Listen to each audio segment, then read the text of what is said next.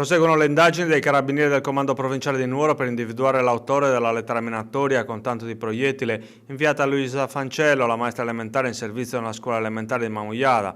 Una lettera anonima che ha sconvolto la comunità del paese, che ha deciso di reagire immediatamente. L'amministrazione comunale, con in prima fila il sindaco Luciano Barone, ha deciso di partecipare al Consiglio d'istituto che discuterà del grave atto compiuto nei confronti della maestra. Un episodio che ha pochi precedenti, che ha visto l'intervento immediato delle istituzioni regionali che hanno espresso una dura condanna.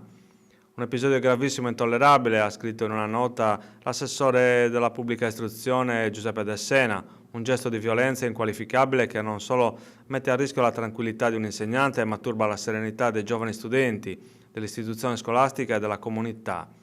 A tutti va la mia piena solidarietà. Parole di solidarietà sono state espresse anche da Antonella Cida, segretaria territoriale della FLC CGIL di Nuoro, che ha condannato il gesto definito vile ed ha espresso la vicinanza di tutto il mondo sindacale alla docente e all'intera istituzione scolastica.